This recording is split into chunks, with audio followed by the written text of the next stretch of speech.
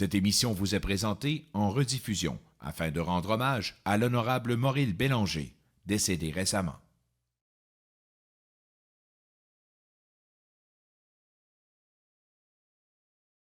J'ai le grand plaisir de recevoir aujourd'hui l'honorable Maurice Bélanger. En février dernier, il célébrait 20 ans en tant que représentant d'Ottawa-Vanier au Parlement du Canada. Quel bilan fait-il de ces 20 ans? Quels sont les dossiers sur lesquels il travaille présentement? Et comment se prépare-t-il aux élections prévues pour octobre prochain? On parle de toutes ces choses aujourd'hui.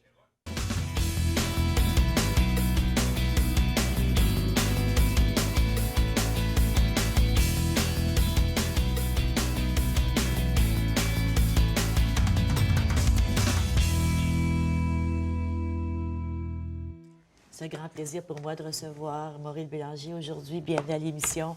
Maurice, 20 ans, merci d'être là. Hein? Ça fait plaisir. Écoute, tu sors de la Chambre. Maintenant, on est moins loin. Depuis qu'on est sur Richmond, on est moins loin de la colline parlementaire. Sauf que c'est dans la circulation est dans le même sens. Alors, oui, c'est compliqué. Je le sais. Je suis arrivé à l'heure. Ça fait Je rien. suis content d'être là. Merci beaucoup d'être là. Maurice, quand j'ai vu en février dernier que tu célébrais 20 ans comme député, j'ai dit, voyons, ça se peut pas déjà. Ça passe vite, hein? Ah, ça n'a pas d'allure, ça n'a vraiment pas d'allure. C'était en 1995, au moment où Jean-Robert Gauthier avait été nommé sénateur, et tu avais décidé de te présenter. Rappelons un peu qui étaient les autres personnes qui s'étaient présentées. Bon, on était 6, je crois, qui briguaient l'investiture. Il y avait Charles Boyer, Claudette Boyer, il y avait aussi... Claudette Boyer qui est décédée. Oui, il y avait Charles aussi Boyer. le bras droit du maire. Serge Arpin, Voilà. le chef de cabinet du maire Watson. M. Canning, qui a laissé la course un peu avant la chefferie. C'est vrai. Et l'épouse d'un ancien ministre et juge, dont le nom m'échappe présentement, je m'en excuse. Et moi-même. Oui. Alors, et ça a été... écoutez, on est passé, je crois qu'il y avait 200 membres dans l'association au moment où M. Gauthier a été nommé au Sénat. Et en dedans d'un mois environ, on est passé à 4500 membres. Imagine! Ah oui, Oui. c'était un temps très occupé pour les libéraux d'Ottawa-Vanier. Mais c'est un temps qui a réveillé un peu les esprits. Oui. Les gens devaient prendre position à ce moment-là. Est-ce Effectivement. que je suis libéral? Est-ce que je suis conservateur? Est-ce que je suis néo-démocrate? Puis là, tu as été élu 20 ans, c'est bien, ça fait... c'est réélu sans difficulté. Écoute, tu ne prends jamais rien pour acquis. Non, je le sais, mais tu dis c'est la toujours même ça. chose. Non, mais c'est vrai. C'est vrai, Je oui. travaille aussi fort que n'importe quel autre candidat peut le faire. Et présentement, je pense que l'équipe est déjà montée pour la prochaine campagne qui est censée avoir lieu au mois d'octobre. Bien, l'élection est censée avoir lieu au mois d'octobre, mais j'ai l'impression que si elle a lieu à ce moment-là, la campagne va durer tout l'été. On va être Alors, en campagne. dis-moi, avant d'entrer dans les dossiers, parce que j'aimerais qu'on fasse un peu un bilan des Oui. grandes réalisations de tes 20 ans au Parlement et aussi les dossiers sur lesquels tu as travaillé de façon plus précise, plus particulière dernièrement. Entre autres, j'ai à côté de moi l'affiche du drapeau, 50e du drapeau. Mais les élections sont prévues pour le 19 octobre. Oui. C'est dans une loi maintenant. Oui. Ça prévoit le deuxième mardi après la pleine lune. Pas la pleine Non, lune. ça prévoit, prévoit- le 19 octobre, donc ça veut dire qu'en Mais théorie, est-ce que c'est pas un mardi Non, ou c'est un un lundi? lundi. Un lundi. Oui. OK. Et en théorie, ça devrait être déclenché au moins 36 jours avant. Ça pourrait être plus longtemps avant. D'ailleurs, l'Élection Canada vient d'annoncer dimanche dernier qu'il y a 3 partiels qui sont déjà lancés pour le 19 octobre. Imagine, OK. on fait des campagnes de 6 mois là, dans Peterborough, Sudbury et Ottawa-Ouest. M. Baird, le député qui s'est en allé des néo-libéraux provinciaux, qui a été élu de Sudbury. Oui, oui. L'autre, c'est le député conservateur qui a été trouvé coupable par les tribunaux d'avoir dépassé les limites de dépenses permises. Maintenant, est-ce que c'est Élection Canada qui fixe la date des partiels? Non. Non. C'est le premier ministre, C'est le premier ministre. qui a le devoir de le faire. Oui. Et elles doivent être déclenchées au plus tard 6 mois après que le comté est vacant. Oui. Alors, dans le cas de Peterborough, c'était cette semaine que ça aurait dû être fait. Alors, il a lancé les 3. Il a choisi le 19 octobre. Parce qu'il n'y aura pas... Si, effectivement, l'élection générale a lieu le 19 octobre, il y a un certain bon sens. Sauf que il y a des amendements qui ont été apportés dans la loi électorale qui font en sorte qu'à cause du 6 mois, les limites de dépenses dans chacune de ces 3 circonscriptions passent d'à peu près 80 000, 85 000, 90 000 là, à 400 000. Et ce qui est jamais vu. Alors, Explique-nous pourquoi. Bien, il y a une façon de calculer la limite en multipliant par le nombre de jours qui dépassent les 36 jours qu'une campagne générale a. Mais ces comtés-là ne sont pas dans une position pour dépenser 400 000 peut-être. Les conservateurs le sont peut-être. On verra bien. Mais je sais que dans les 3, nous, on a déjà nos candidats choisis. Oui. Donc, on nos pense que... Dans 2, c'est des candidats. Ce sont des candidates? Oui. C'est bien que le nombre de femmes augmente en politique. On le voit présentement avec notre première ministre en Ontario, que moi, je trouve tout à fait admirable. Et en Alberta maintenant, et en Alberta depuis hier, oui. Effectivement. Oui, c'est vraiment impressionnant. Et en Colombie-Britannique. Ah, c'est bien, ça. Oui. Alors, on pense aller en élection en octobre. Mais épuisons ce sujet-là tout de suite. Il y aurait possibilité de prolonger jusqu'au 2 mai. C'est ça? Est-ce que ça prend un amendement à la loi? Non? Bien, il faudrait que la loi soit amendée, effectivement, parce que si elle n'est pas amendée, elle doit être déclenchée pour le 19 octobre. OK. Si elle était amendée ou abolie, la limite constitutionnelle, c'est 5 ans. Un Parlement ne peut pas exister sans avoir une consultation populaire, c'est-à-dire une élection. Plus de 5 ans. Plus de 5 ans, ce qui voudrait dire qu'il faudrait que ça ait lieu au plus tard, le 2 mai 1916. OK. Donc, présentement, vous êtes en mode campagne électorale. Absolument. Oui. Mais de toute façon, je pense que est-ce que vous l'êtes toujours? Non. Non? Pas à la même intensité. Depuis que des élections à date fixe, oui. Tu es un peu obligé à te préparer, sachant que ça s'en vient, là. Et ça augmente d'intensité. Donc, on se prépare. D'ailleurs, on se faisait critiquer, les libéraux, depuis un certain temps, de ne pas avoir énoncé de politique précise. Mais il y a une raison très simple pour ça, c'est qu'on ne voulait pas le faire avant que le gouvernement dépose son budget. Normalement, il dépose son budget en février-mars. Nous, on pensait le faire fin mars. Mais quand on a su qu'il le déposerait seulement qu'au mois d'avril, on a dit on attend.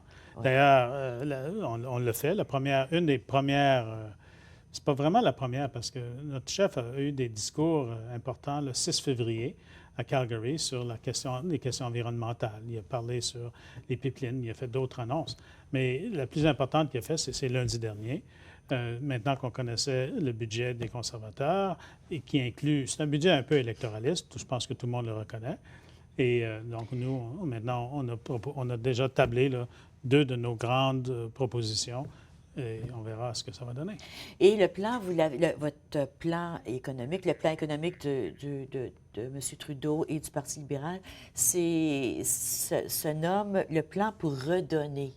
Redonner à la classe moyenne. Okay. Parce que la classe moyenne, depuis 30 ans, n'a pas eu d'augmentation comparable à ce que les mieux nantis ont eu. N'a pas eu d'augmentation de revenus comparable à l'augmentation des frais et des coûts. Alors, nous, on veut redonner à la classe moyenne parce que la classe moyenne, c'est un facteur prépondérant pour la croissance économique. Bien oui, c'est la plupart des gens aussi. Oui, mais dans le budget qu'on a eu, le gouvernement de l'heure, les gouvernements de M. Harper, ont tendance à donner à ceux qui en ont moins de besoin. Par exemple, le fractionnement du revenu. Ça va coûter, on calcule, entre 2 et 2,5 milliards de dollars annuellement aux contribuables canadiens, mais il y a seulement 15 de la population qui va en bénéficier. Et l'autre 85 la classe moyenne et ceux qui veulent atteindre ce niveau de revenus n'auront rien. C'est pas correct, ça. Alors, nous, on va abolir ça, ce fractionnement de revenus. Pas le fractionnement des revenus des pensionnés, mais le fractionnement de revenus. Mais le fractionnement des revenus des pensionnés existe depuis longtemps. Oui, là. puis ça, on n'a pas de problème touche avec pas. ça. OK. Alors, mais on va réduire le taux d'imposition de la classe moyenne, c'est-à-dire ceux qui gagnent entre 45 000 et 90 000 là, au lieu d'être taxés à 22 ils seront taxés à 20,5 C'est une réduction de 7 Ça représente à peu près 3 milliards de dollars qui seront injectés envers ces contribuables. Ils auront moins de taxes à payer.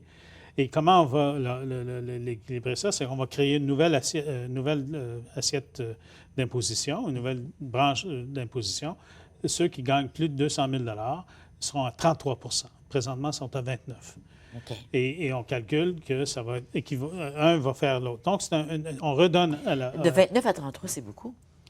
C'est une grosse mais augmentation. Il faut considérer qu'il y a 30 ans, le taux d'imposition était de 60 Oui. Il était diminué. 60 Il était de 60 il était diminué.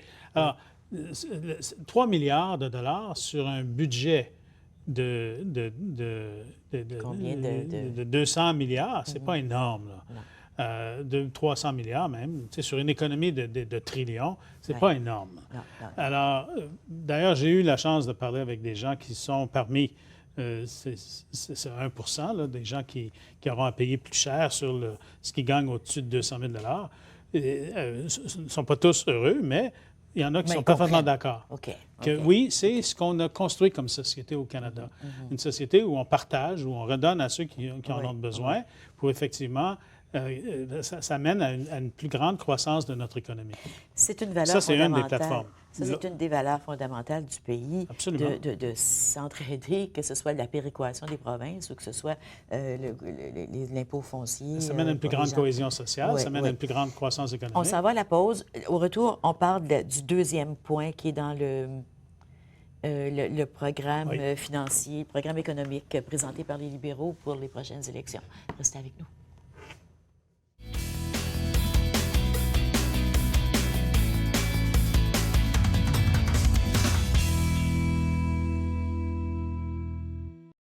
Cette émission vous est présentée en rediffusion afin de rendre hommage à l'honorable Maurice Bélanger, décédé récemment.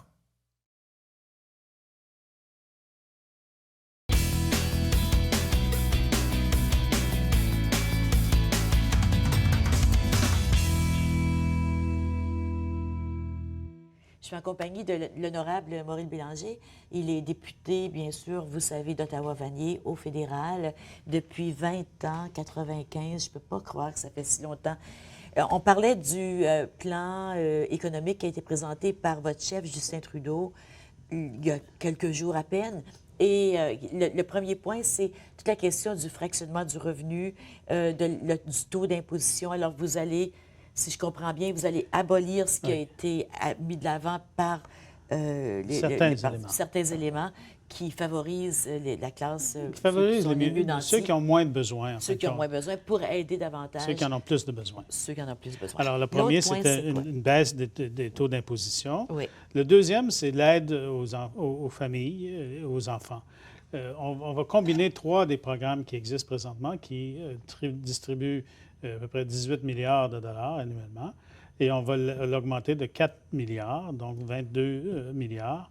Et ça va aider 9 sur 10 Canadiens. Mais ils recevront plus d'argent pour aider leurs enfants, mais ce ne sera pas imposable. Ah, c'est bien. Et progressivement, jusqu'à 150 000 de revenus par famille, ils vont recevoir plus. Quand ils dépasseront ça, ils vont recevoir moins. Et au-dessus de 200 000, ils n'en recevront pas. Et encore une fois, on veut aider plus ceux qui en ont besoin et moins ceux qui en ont moins de besoin. Et on va voir, mais moi, je suis convaincu que la plupart des gens vont partager cet avis. Ben oui, puis... Mais l'important, c'est que ce n'est pas imposable également. C'est plus simple et moins imposable. Beaucoup plus simple. Donc, ça, c'est en préparation des élections, bien sûr, parce que dans le moment... en préparation des élections, c'est que vous proposez ce plan-là parce que, dans le moment, il n'est pas recevable, là, nulle part. Là. Il n'est rien recevable par les gens, en espérant que vous espérez d'être élu pour être capable de le mettre de l'avant. Notre chef et notre parti étaient critiqués qu'on ne mettait pas de l'avant des éléments de notre plateforme. Oui. Mais je l'ai dit, on ne voulait pas le faire avant que le budget des conservateurs soit déposé. C'est fait. Et on va continuer de rendre public certains autres éléments de la plateforme progressivement. OK. Et éventuellement, les gens vont l'avoir au complet et le financement au complet. Parce que pour financer ce 4 milliards, on a dit qu'on éliminerait le fractionnement du revenu, ce qui représente entre 2 et 2,5 milliards par année, et aussi l'augmentation qu'ils ont fait pour les CELI, c'est-à-dire les comptes d'épargne libre d'intérêt ou libre d'imposition, pardon, de 5 500 à 10 000 alors qu'il y a seulement que 7 de la population qui atteignent le maximum. Et on peut imaginer quel est ce 7 c'est ceux qui en ont moins de besoin encore. Alors ça, on va éliminer ça. On va retourner à ce que c'était. Et donc, on va aller chercher probablement un autre montant d'argent. Mais quand la plateforme va être complètement identifiée, le financement de la plateforme le sera également. Et ça aura été vérifié par des experts avant et des économistes. Alors, nous, on est certains là, que notre plateforme va être très crédible et très avantageuse pour les Canadiens. Parce que c'est très important pour les Canadiens, l'économie. On met beaucoup, beaucoup d'importance, avec raison, mais il me semble qu'il y a d'autres choses que ça aussi, non? Oui, bien ça, il y a des éléments qui ne seront pas de nature économique, mais de nature sociale, de nature aussi juridique et ainsi de suite. Alors oui, effectivement, mais ça viendra en temps et lieu. Un autre exemple que je peux te donner, c'est M. Trudeau a déjà annoncé notre approche par rapport à l'environnement. Et nous, on va avoir, puisqu'on est dans une fédération, on va coopérer avec les provinces. Alors, on laissera aux provinces le choix d'établir la façon qu'ils veulent atteindre leurs objectifs pour le décroissement des gaz à effet de serre et on les aidera. Mais une fois que ça sera établi et choisi, ils auront l'obligation de l'atteindre. Okay. Et ça, c'est une façon de collaborer avec tous les gouvernements des provinces, ce que le gouvernement de M. Harper fait de moins en moins, malheureusement. Donc, la responsabilité des provinces et le rôle des provinces de déterminer, parce que c'est au fondamental aussi à la façon de fonctionner du Canada que les provinces ont des domaines d'expertise, des domaines qui leur sont des domaines dans lesquels ils prennent des décisions de façon exclusive. Notre fédération fonctionne avec 2 ordres de gouvernement, pas 2 niveaux, 2 ordres. Chaque ordre a ses responsabilités et ses autorités. Et dans les questions des provinces, par exemple, la santé, elles ont l'éducation, mais elles ont aussi les ressources naturelles. Alors, il n'est pas anormal qu'elles puissent établir des façons d'atteindre une réduction des gaz à effet de serre pour assurer que pour l'avenir de nos enfants et nos petits-enfants, que les changements climatiques ne détruiront pas leur vie.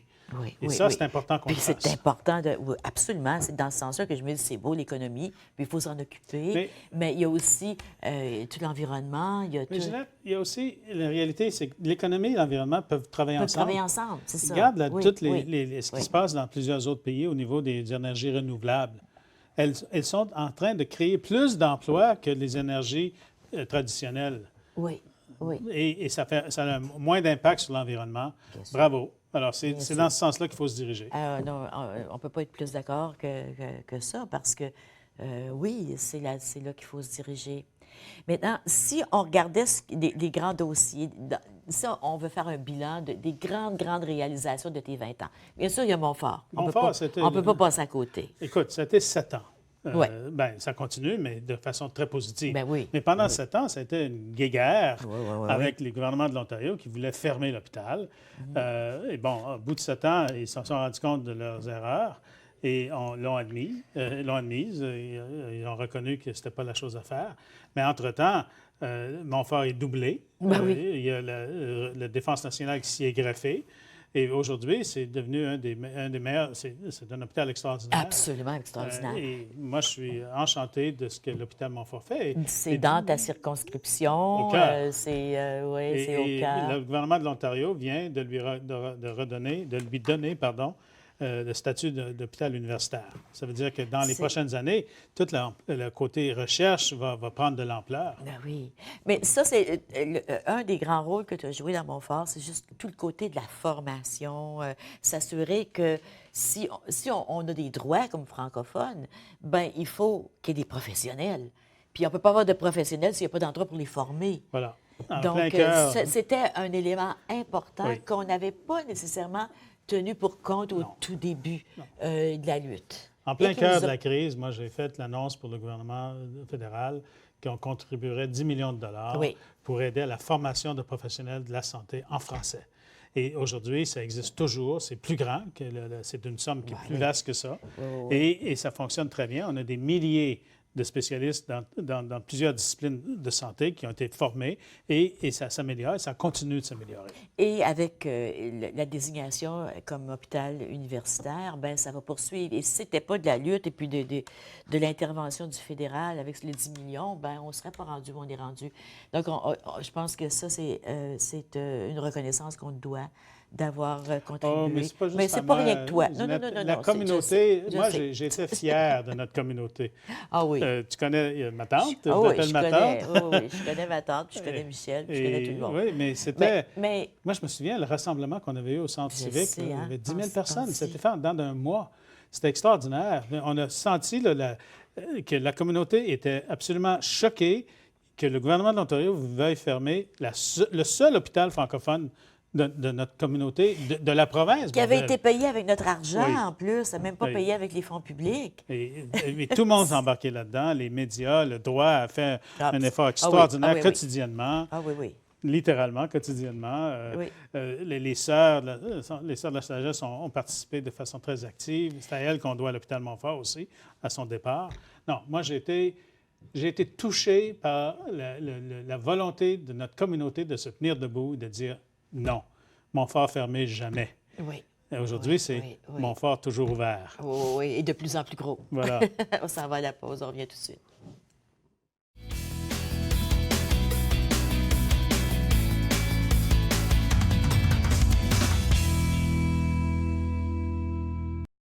Cette émission vous est présentée en rediffusion afin de rendre hommage à l'honorable Maurice Bélanger, décédé récemment.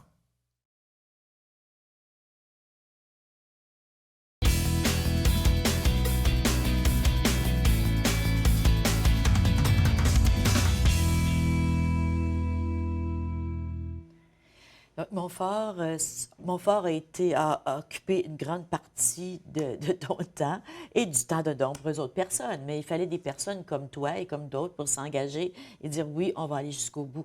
Mais il y a un autre dossier dans lequel tu t'es impliqué et ça a duré de nombreuses années. C'est toute la question de la prévention et du traitement de la toxicomanie chez les jeunes. Oui. Mais ça, j'ai reçu un appel à un moment donné du chef de police d'Ottawa, Vern White à l'époque, qui m'a demandé si j'accepterais de l'aider à ramasser de l'argent pour créer 2 centres de traitement résidentiel. Parce qu'on avait du traitement quotidien, mais les jeunes qui avaient un problème devaient avoir un traitement résidentiel et pour l'obtenir, devaient s'en aller ailleurs, à Québec. Dans le nord de la province, oui. Ailleurs, des fois. Oui. Et bon, j'ai dit oui, moi j'y crois à ça. Alors on a ramassé plusieurs millions de dollars. Il y a maintenant les 2 centres au pair, un à Vanier pour le francophone, l'autre dans l'ouest de la ville. Mais l'autre aspect du programme est celui qui m'intriguait et m'intéressait davantage, celui de prévention. Et maintenant, on opère dans toutes les écoles secondaires de la ville et dans 3 autres institutions qui travaillent avec les jeunes, mais qui ne sont pas des écoles, le Wabano, le Centre Youville et Opération Retour à la maison. Oui.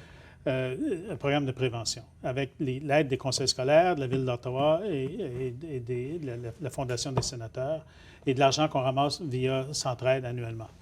Donc, il y a un programme de prévention, prévention de la toxicomanie, oui. Soit de drogue ou de boisson. De drogue ou de boisson, d'alcool aussi, oui. dans toutes les écoles, françaises et anglaises. Toutes les écoles secondaires de la Ville. Et on veut, j'espère, l'agrandir et aller vers les écoles intermédiaires et éventuellement les écoles élémentaires. Mais je ne peux pas croire que ça n'existait pas avant. Ça existait, mais ce n'était pas aussi structuré. Ça n'existait pas dans chaque école, premièrement. Non. Maintenant, c'est dans chaque école, à cause que tous les conseils scolaires embarquent. Il y a peut-être une école où ça n'existe pas encore, c'est une école privée. On essaie de les convaincre de le faire également. Mais dans les 3 dernières années, ce programme-là a identifié en tout 5 000 jeunes qui étaient à risque de décrochage. 92-13 des jeunes n'ont pas décroché et 75 d'entre eux ont augmenté leur marque, leur pointage à l'école et ont éliminé ou réduit leur consommation de substances. Oui. Alors, ça fonctionne. Puis ça, c'est Et- financé par qui, ce programme-là? C'est financé par les écoles, tous les conseils scolaires, Conseil. par la Ville d'Ottawa, par l'argent c'est ce que que tu Centraide disais. ramasse, OK, par OK. la Fondation des Fondation des sénateurs. sénateurs. Et, Oh. et puis là, on veut aller plus loin que ça. Mais l'avantage que les gens ne voient pas, c'est que quand une personne arrête de consommer de la drogue, par exemple, ça réduit le taux de criminalité. Absolument. Et on voit le taux de criminalité dans nos communautés baisser. Oui. Alors ça, c'est un impact dont tout le monde oui, puis c'est des bénéficie. vies aussi. Là, Absolument. tu sais. Je pense que toi, tu avais été sensibilisé à cette question à cause de ta fille. Hein? J'ai une Ta petite fille qui petite était en fille, 6e plutôt. année, crois-le ou non, qui avait été approchée pour de la drogue. Moi, j'en revenais pas. 6e année. Et le soir qu'elle a dit ça à ses parents, j'étais chez eux et j'en suis resté estomaqué. Et c'est pas longtemps après que j'ai eu l'appel de Vern Oui, White. oui. Et d'ailleurs, Vern, qui soit devenu sénateur, on travaille ensemble continuellement là-dessus. Et on continue parce que là, on veut, comme je te disais, on veut augmenter le service de prévention dans les écoles intermédiaires et Oui, parce que la éventuellement petite, élémentaires. là, ta petite fille est en 6e année. Là. Moi, C'est ça à m'a- cet ça m'a âge-là que ça épou- commence. j'étais Ils ont époustouflé. 12 ans en 6e année. Oui. Là. Voilà. C'est Alors, incroyable, Et incroyable. quand tu traites les jeunes, le taux de succès est beaucoup plus élevé que chez les adultes. Et ça brise des cycles, parce qu'on Voilà. sait que souvent, les familles, ben, s'il y avait des parents alcooliques, les enfants deviennent alcooliques, les parents sont dans la drogue, les enfants sont dans la drogue, puis il faut arrêter le cycle là, à un moment donné. Le projet s'appelle en anglais STEP et en français REPA. Mais je voudrais aussi dire, malgré tout ça, là, pendant les 20 ans que j'ai été là, et ça continue, nous avons, avec moi et mon personnel, parce que j'ai le talent que je me réclame, c'est celui de savoir embaucher du bon monde. Oui, tu as du bon Mais monde. on qui a travaille sur- au-delà les de équipes 10 000 personnes qui sont venues nous voir du comté pour de l'aide. Et on n'a pas réussi dans tous les cas, mais on a une assez bonne moyenne de réussite. Et on Toutes fait sortes d'aides. tu veux Toutes dire. sortes d'aides. En parlant d'aide, je sais que votre chef communique beaucoup sur les médias sociaux. Et toi, tu viens de lancer, ben, il y a quelques mois, un nouveau site web. C'est du Bon, site on a un que je site veux web parler. pour l'élection, mais Mais j'ai fait quelque chose d'autre. Mais il est tellement beau. Merci. Je ne sais pas qui l'a fait. C'est quelqu'un à ton bureau. Bon, on travaille là-dessus. En tout cas, allez voir le site web de Maurice Bélanger. Maurice.ca. Maurice.ca. D'ailleurs, il est au bas de l'écran. ça, c'est présentement. l'affiche que j'ai envoyée. Si on fait ça, je l'ai distribué en passant. C'était pour le 50e anniversaire du drapeau, qu'on a célébré le 15 février. Oui. J'en ai fait distribuer une à chaque étudiant de chaque école du comté que j'ai le privilège de représenter. 14 000 copies. Ça fait rien que 50 ans qu'on a un drapeau. C'est 14 000 copies. Oui. Qui l'a payé, ça? C'est toi? Ton Oui, bureau? oui. Ah, Et oui. mon association. Ah, bravo. Oui. Mais si les gens vont et font Oui, le il y a... chose, comment on appelle ça, Jerry, ça, là? je n'ai pas le terme. Un mais- code QR. Oui, Quick Response ou quelque chose du genre. là. Oui, Et Quick ça les dirige Response. à mon site. Ah, Et ça, sur, OK. dans le milieu, tu as le drapeau canadien. Si tu vas sur le drapeau, tu as l'historique du drapeau en plus grand détail. Oui, alors ça, c'est l'historique du drapeau canadien. Est-ce qu'il en reste encore des affiches comme celle-là? ou- Il m'en reste quelques-uns. Oui. Mais de toute façon, c'est sur le site, hein? Oui. Mais c'est incroyable que seulement que le drapeau canadien, on n'avait pas de drapeau avant. Non, mais quand toi et moi, on est venus au monde, c'était pas notre drapeau. Ben ça. non, notre drapeau, c'était le Union Jack, c'était Voilà. ça. Voilà. C'était ça, on avait le drapeau des Anglais. Mais c'est encore le drapeau de l'Ontario bien similaire. là. Oui. Les armoiries sont différentes. Mais ça a été toute une discussion autour du drapeau. Hein? On avait fait un 64, concours incroyable. à travers le Canada. Puis... Alors, il y a eu plusieurs efforts, mais Plusieurs M. efforts, Pearson, quand il s'est présenté en 63, avait dit si on forme un gouvernement, on va faire en sorte qu'on ait un drapeau canadien. Et en 64, il a présenté ça aux communes en juin. Et le débat a duré jusqu'en novembre. C'était un débat acerbe. Vraiment, là, Imagine. si tu vas lire ça, là, tu vas être surprise de comment... parce que M. Pearson le voulait, mais M. Diefenbaker, il ne tenait absolument pas. C'était le contraire. Il voulait garder ce qu'on avait. Et c'était le 15 décembre, 2h15 du matin, qu'il y a eu finalement un vote libre. Oui. Et 168 députés dans chaque parti ont voté pour et 73 députés également dans chaque parti ont voté contre. Donc, c'était pas une question de parti. là. Non. C'était une question de conviction personnelle. Il y en a Oui. qui voulaient rester C'est ça. des sujets britanniques. Voilà. mais je suis très fier de notre drapeau maintenant. Ah, ben oui, mon Dieu, mon Dieu, mon Dieu. Il est identifié de façon très Il nous- généreuse il nous au représente. niveau international. Oui, Moi, oui. je me souviens, Est-ce quand que- je voyageais, oui. ma mère disait, Mets-toi le drapeau sur ton sac, là, puis, les jeunes font encore ça aujourd'hui. Même Oui, les ah oui, Américains même font les des fois. Américains le font apparemment. C'est toujours commode. Mais est-ce que quelque chose a été fait au niveau de l'ensemble du gouvernement? pour Ben, le j'aurais 50e? préféré qu'il y en ait plus. Il y a eu certaines choses, OK. mais j'aurais préféré qu'il y en ait plus. Mais je m'attendais à ce que ça ne soit pas tellement bien, qu'il n'y en ait pas beaucoup. C'est pour ça que j'ai mis un effort d'un an et demi à préparer ça. Je suis très, très heureux. D'ailleurs, j'ai eu beaucoup de commentaires positifs Oui, à cet effet. bien sûr. On s'en va à la pause. On revient tout de suite, restez là.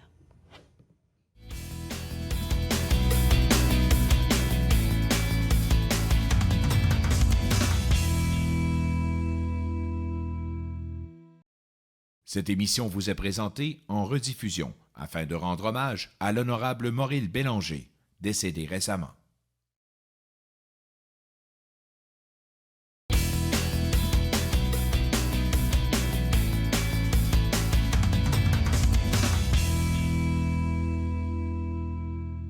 Je suis en compagnie de Maurice Bélanger, député fédéral pour Ottawa-Vanier depuis 20 ans. Tu as eu le temps d'en voir de l'eau couler en dessous du pont, des changements, mais on parle des dossiers, de tes réalisations ou des réalisations dans lesquelles tu as participé. Parce que je sais que tu vas me dire que tu n'étais pas tout seul dans rien de ça. Mais on vient de parler du 50e anniversaire du drapeau. Que ça, tu l'as piloté Oui. tout seul, bien sûr, à ton bureau, tout seul, pas toi, là, Avec mais mon ton personnel. équipe, Oui, oui. pour rappeler aux gens l'historique de notre drapeau et pour être fier de notre drapeau aussi et de tout ce qu'il représente. Mais il y a un dossier que tu as adopté, ça fait quelques années, c'est toute la question des coopératives comme moyen, comme modèle économique. Oui. Écoute, il y a 3 ans, je suis allé voir mon chef à l'époque, M. Ray, puis je lui ai dit je voudrais faire d'autres choses parce que l'outil qu'on avait toujours utilisé pour traiter des dossiers de langues officielles, le comité, ne fonctionnait plus. Je ne veux pas aller là pour l'instant. Puis tu siégeais à ce comité. Oui, pendant 17 ans, j'ai été soit président du comité, j'ai été secrétaire parlementaire. Excuse-moi, j'ai tu veux déjà dire, été ministre. tu veux dire qu'il n'existe plus ce comité? Il existe, mais la majorité conservateur le contrôle totalement et il n'y a rien de positif vraiment qui en sort. OK, Malheureusement. Donc, tu voulais faire autre alors chose. que pendant 17 ans, c'était l'outil par excellence. On s'attaquait à des dossiers sérieux, peu importe qui était au gouvernement, et on faisait des recommandations sérieuses, peu importe qui était au gouvernement. Des fois, le gouvernement n'était pas fier ou heureux, mais ça fait rien. Le travail du comité était vraiment à l'affût des besoins des communautés. Ce n'est plus le cas, à mon avis. Et après 17 ans, je suis allé voir Bob Ray, j'ai dit je veux faire d'autres choses. Je venais d'organiser le congrès du parti en janvier 2012, qui était un grand succès. Alors, je pensais que ça m'aiderait à obtenir ce que je voulais. Il s'était roulé les yeux. Je dis, inquiète-toi pas, je ne demande pas la job d'un autre. Ce que je voudrais faire, c'est de travailler pour les coopératives. Mais là, c'était pourquoi? Il dit, bien, c'est l'année internationale, c'est en 2012. Les gens ne le savent pas, mais il y en a 9 000 au pays. Elles embauchent 150 000, 160 000 personnes. Et c'est un modèle que je trouve très, très efficace au niveau d'économie, surtout dans les régions et dans les petites communautés.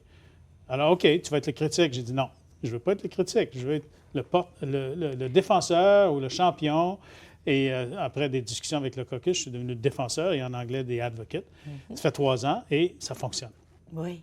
Parce que j'ai pris une approche le moins partisane possible.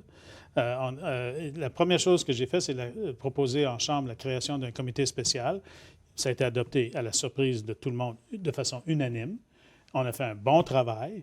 Il y a eu un solide rapport. Le gouvernement a accepté la plupart des recommandations. Et par la suite, j'ai proposé et j'ai été aidé par 2 députés, une néo-démocrate, Hélène Leblanc, et un conservateur, Joe Preston. Et on a formé un comité multiparti pour les coopératives qui se rencontrent tous les mois. Et on fait un énorme travail de conscientisation.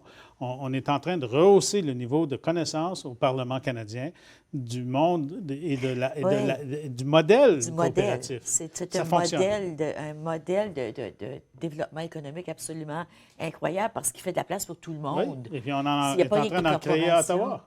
Il y a le coop funéraire des services funéraires d'Ottawa qui fonctionne. Il y a aussi une nouvelle coop que j'en suis membre. J'ai même déclaré les conflits parce que j'y ai investi. C'est le Ottawa Renewable Energy Co-op qui installe des panneaux solaires. Ils en ont installé plusieurs sur des écoles et ça fonctionne. Alors moi, c'est un modèle que je trouve très alléchant au niveau économique. D'ailleurs, quand je dis aux gens, savez-vous que la plus grande société en Saskatchewan, c'est une coopérative? Oui. 10,8 milliards de chiffre d'affaires l'an dernier. Imagine. Si tu regardes Desjardins, ils sont 5 millions de membres. Ben oui. C'est la 6e institution financière du pays. Et voilà. Oui. Alors les gens disent, ah oui, c'est vrai. C'est important. Oui, puis quand on regarde les sociétés dans lesquelles de plus en plus il y a un écart qui est de plus en plus grand entre les pauvres et les riches, bien, le modèle coopératif, c'est un modèle qui permet à tout le monde de trouver sa place. Tu as parfaitement raison, Ginette. Les cadres sont bien payés, mais rien aussi exagéré que le secteur privé. Bien non, les employés de première ligne sont mieux payés que dans le secteur privé. Les produits sont meilleurs et souvent moins chers. Et les profits sont redistribués aux membres, pas aux actionnaires qui sont quelque part dans une île des Caraïbes, là, mais aux actionnaires, aux membres, pardon, et dans les communautés. Oui. Puis les jobs restent ici. C'est ça. Alors, moi, je trouve ça comme modèle extraordinaire. Oui. Et je pense que les coops, la loi sur les coops, ce qui régissait les coopératives, faisait partie du ministère de l'Agriculture, hein? Oui, mais ça, c'était une de nos recommandations, de transférer à l'industrie. Et le gouvernement a accepté, et ça fonctionne déjà mieux. Déjà là, c'était un message clair, je pense. Oui. Donc ça, tu as trouvé un dossier qui faisait l'unanimité entre les partis. On tente d'aller chercher l'unanimité. D'ailleurs, il y a 2 ans dans le budget, oui, il y en a d'autres. Il y a 2 ans dans le budget, les caisses populaires et les caisses de crédit ont été assommées parce qu'il y avait un régime qui existait depuis 40 ans qui les aidait à concurrencer les banques. Mais là, cette fois-ci, dans le dernier budget, il y a 3 ou 4 mentions positives pour les coopératives. C'est signe d'un progrès. Oui. Il y a d'autres dossiers comme ça, d'autres enjeux comme ceux-là? Un exemple, les coopératives de logement ne pouvaient pas renouveler une hypothèque sans payer l'intérêt de la durée complète de l'hypothèque. C'est une hypothèque de 5 ans qui est à 13 alors que tu peux en chercher une à 4, 5, 6 mais tu ne payes pas 5 ans d'intérêt parce que la Société immobilière du Canada disait non. Mais là, c'est parti, parce que c'était des coops, pour la simple raison que c'était des parce que le financement avait été obtenu d'une certaine façon. Maintenant, c'est permis. Et là, je pense qu'il y a une quinzaine de coops qui ont renouvelé leurs hypothèques via des hypothèques dans des caisses populaires ou des caisses de crédit. Et elles ont augmenté le nombre d'unités et rénovent ce qu'elles ont. Ah, parfait. Tout le monde y gagne, l'économie y gagne et ils payent moins cher d'intérêt. Bravo. Bon, bien, on devrait tous être membre d'une coopérative. Sais-tu combien de Canadiens en sont membres? Bien, on est probablement tous ou à peu près. Là. 18 millions. La moitié de la population sont membres d'une coop. Ah oui. Et souvent, ils ne le savent pas. Une caisse de crédit, Credit Union, une caisse populaire. Tu as des... Mountain Co-op. Mountain Equipment Co-op, ils ont 4 millions de membres. Oui. Tu en as 5 millions juste au Québec dans des caisses de jardin. Tu as des caisses, des coops santé, des coops de garderie d'enfants, des coops de services funéraires, des coops de vente au détail. Moi, j'adorerais en avoir une ici, c'est des coops de services de pétrole, d'essence. Ah oui? Puis il y en a dans l'Ouest, là. À la fin de l'année, tu reçois 6 à 9 sous du litre que tu as acheté. Ah bien, en voyons. ristourne. Mais ils ne peuvent pas parce qu'ils n'ont pas assez de capacité de en fournir plus. On verra. Un jour, il y a des coops agricoles. Ah bien oui, Prescott Russell, on en a plein. Oui, il y a des coops d'électricité, de gaz. Extraordinaire. Bon, on s'en va là. Moi, je suis d'accord. C'est un modèle qu'il faut explorer. Et le problème, c'est qu'il n'y a aucun programme au gouvernement canadien pour aider les coops. Il y en avait un, il a été éliminé en 2012, imagine. Mais il y a des tonnes de programmes pour aider le secteur privé, mais aucun qui aide les coops. Fait que ça, il faut que ça soit corrigé également. Oui, je suis d'accord. Parce que toujours d'accord? Oh, mon Dieu! Oui, je suis toujours d'accord, moi. Non, mais ça a plein de bon sens. Mais tu m'as rien dit encore qui me choquait. Ça va la pause.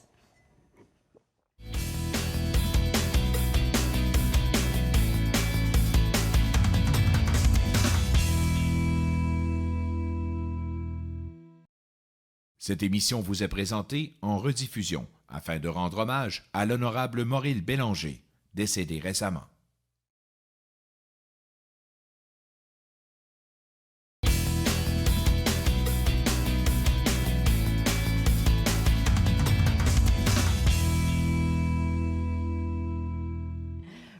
Je suis accompagnée du député Maurice Bélanger. Maurice, si on parlait du réaménagement de l'ancienne base, Oui. qu'est-ce qui se passe sur l'ancienne base de Base militaire de Rockcliffe? Rockcliffe. Écoute, je pense en 1995 Ouais, que ça avait fait été longtemps, annoncé. là. Moi, je me suis toujours objecté à une chose, parce que je ne voulais pas que ça devienne une ville dortoir. Parce que la ville d'Ottawa espérait y mettre 14-15 000 personnes. Moi, je disais, OK, mais il faut qu'il y ait des emplois là. Parce Oui. que s'il n'y a pas d'emplois là, tout le monde va embarquer dans leur auto le matin, ça va causer un congestionnement incroyable. Tout le monde va Ça s'en aller devient vers une le ville centre, oui. dortoir, c'est pas correct. Alors, pendant plusieurs années, je me suis adressé à l'organisme qui va superviser le développement de la base, c'est la Société immobilière du Canada. Oui. Ils en sont maintenant propriétaires. Et depuis 3-4 ans, là, ça a changé. L'attitude a changé. Ils ont embauché un monsieur, Don Schultz, qui vient d'Edmonton, un très, très gentil monsieur, qui a fait une consultation réelle auprès de la communauté avoisinante et avec les intérêts aussi économiques et tout ça. Et moi, j'aurais dit, vous devez parler au Conseil national de recherche. Vous êtes oui. contigu avec eux. Mais oui. C'est la plus Mais grande concentration de scientifiques au Canada. Il y a une matière là du développement économique, création d'emplois, transfert de technologie, ainsi de suite. Et j'ai aussi demandé est-ce qu'ils rencontrent les gens à l'hôpital Montfort, étant donné la nouvelle désignation de l'hôpital. Absolument. Il va y avoir une croissance d'emplois là aussi. Et effectivement, maintenant, la Société immobilière du Canada prévoirait 6 à 7 000 emplois sur la base.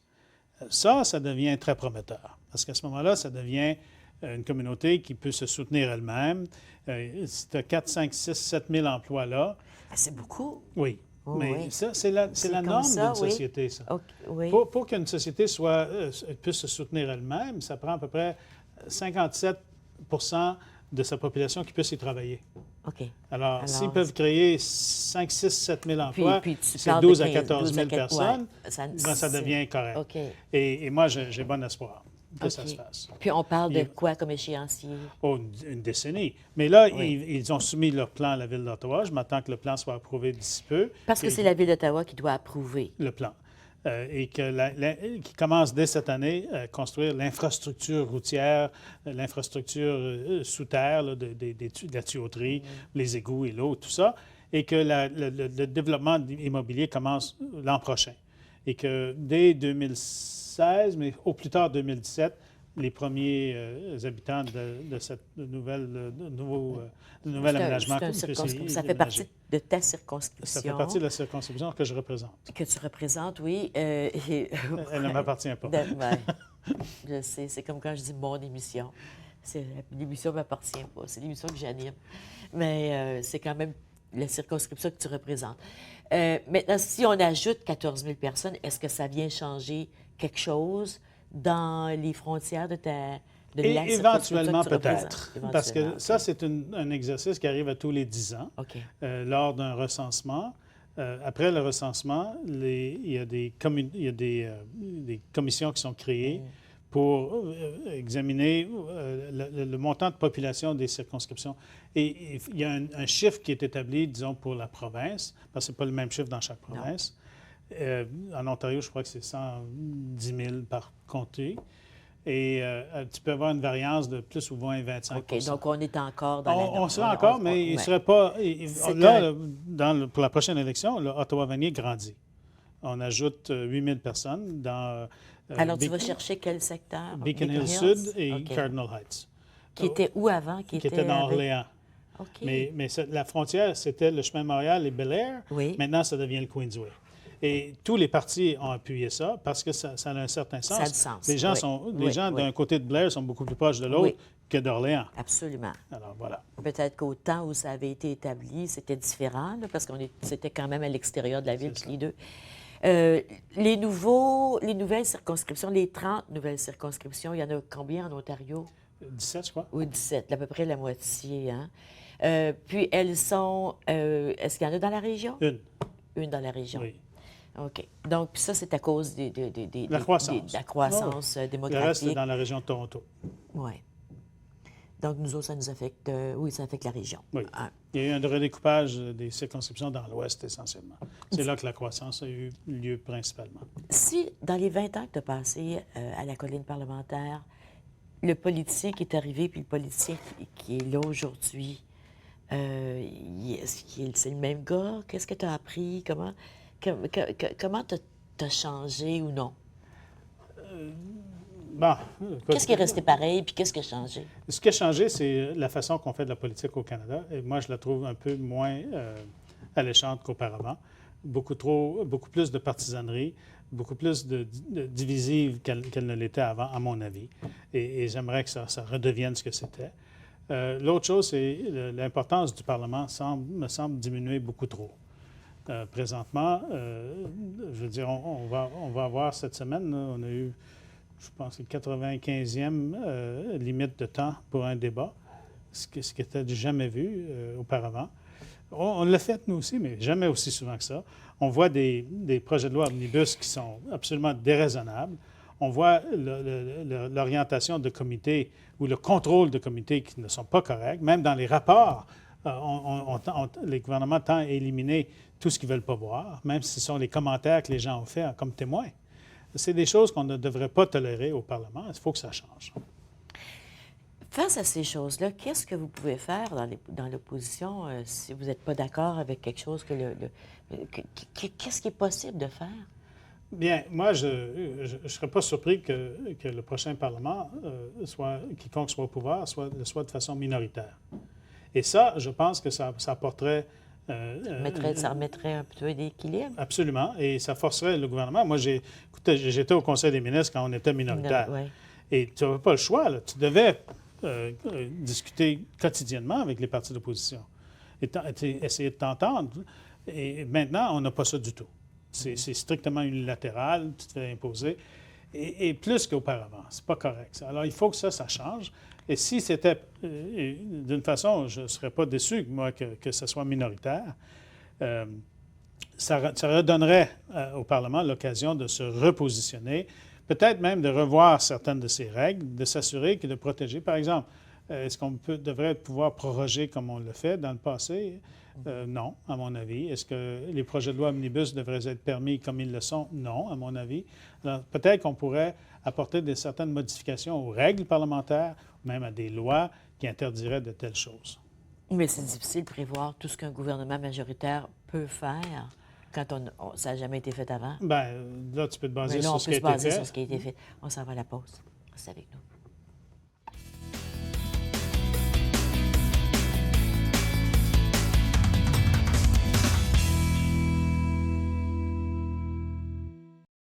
Cette émission vous est présentée en rediffusion afin de rendre hommage à l'honorable Maurice Bélanger, décédé récemment.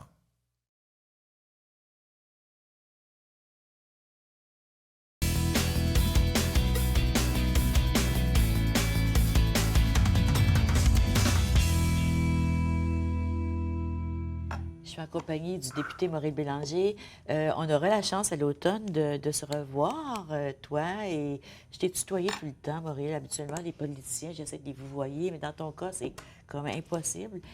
Parce qu'à l'automne, lors des élections, on aura des débats électoraux et on espère qu'à ce moment-là, tu participeras et que tous les gens répondront à nos... Puis on aura plus de chances d'entrer dans des débats comme, par exemple, toute la protection des Canadiens avec le terrorisme croissant ailleurs, le C-51, qui sera probablement, quand l'émission va être diffusée, sera probablement devenu loi. Le vote ce sera soir fait à la Chambre, il va être au Sénat, puis ça sera réglé avant la fin de l'été, oui, avant juin. Maintenant, j'aimerais, avant qu'on se quitte, que tu nous parles du 150e. Et il y a une question, un sujet qui me tient énormément à cœur, et c'est toute la question des femmes autochtones qui sont disparues. Je trouve ça totalement inacceptable que rien soit fait. Alors, est-ce que le gouvernement, pas le gouvernement, mais le Parti libéral, s'il était élu, est-ce qu'il ferait quelque chose? Absolument. Moi, je suis assez conscient de la communauté autochtone parce que c'est la communauté où la plus forte croissance dans la circonscription que je représente. Et aussi la communauté inuit la plus importante au sud de Nunavut. Ah oui? À Vanier. À Vanier? À Vanier, 2000. Ah. Alors, je suis assez conscient de cette... Et j'ai une collègue, Carolyn Bennett, qui fait un travail extraordinaire avec cette communauté. Et il est évident qu'il faut qu'il y ait une commission d'enquête pour aller connaître qu'est-ce qui amène aux disparitions, qu'est-ce qui arrive. Où ces femmes-là? Je comprends là? que le gouvernement dise que les polices s'en occupent, mais ça, c'est seulement des mesures après. Il faut qu'il y ait des mesures préventives. Il faut qu'on comprenne ce qui arrive. Oui. Pourquoi elles sont agressées, pourquoi elles sont enlevées, pourquoi elles sont tuées et par qui. Et quand on aura tout ça, à ce moment-là, la responsabilité sera d'établir des mesures préventives pour réduire ça. C'est pas correct. Ah non, c'est Il pas faut correct. le faire et Ben, nous, OK. on s'y Ben, engage je suis vraiment formellement. contente. Et c'est sûr que pendant la campagne électorale, ça va faire partie des questions Oui. qu'on va poser à tous les partis. C'est totalement inacceptable dans un pays comme le Canada de traiter des gens de cette Écoute, façon. on se fait des critiquer par familles. des pays étrangers, Ben là-dessus, oui, par les Nations Unies. par l'UNESCO, Ils ont par raison. les Nations Unies. Par... Pour ce qui est du 150e, oui. je souhaite un bon 150e à tout le monde. Oui. Et il ne reste pas grand temps à se préparer. Non, il reste à peine 1 an et demi. Est-ce que toutes les réparations là, sur les édifices du Parlement, ça va être fini? Non. Tu veux dire qu'on va fêter le 150e avec des rideaux autour des édifices? Peut-être un peu moins sur l'édifice de l'Ouest, parce que c'est là qu'après le 150e, c'est-à-dire au début de 2018, je pense, que la Chambre sera déménagée dans l'édifice de l'Ouest. OK. Et le Sénat, lui, au centre des congrès. Ben, ah oui? Mais le centre, lui, va être fermé pour, je sais pas, 8-10 ans. Ah oui? Oui. Bien, au moins en 2017, j'espère au moins qu'on va arrêter de travailler sur Mais j'espère qu'au moins à l'été 2017, qu'on soit plus accueillant Oui. qu'on ne l'est Ah présentement. oui, oui, oui. Puis moi, depuis qu'on travaille ici sur Richmond, à tous les jours, je passe en avant du Parlement parce que je ne prends pas le Queensway. J'aime passer en avant du Parlement, puis le long de la rivière. Puis je me dis, mon Dieu, la route est absolument affreuse. J'espère qu'on va paver pour le 2017 puis qu'on accueillera les gens du monde. Et merci, On verra bien. Maurice. Salut. Merci d'être venu de François, rencontrer merci. nous. Merci beaucoup Ça a de été m'avoir un invité. grand plaisir. Plaisir. Et on va se revoir à l'automne. Merci à vous aussi d'avoir été avec nous. Je vous souhaite une belle fin de journée et je vous souhaite tout l'amour du monde. À demain.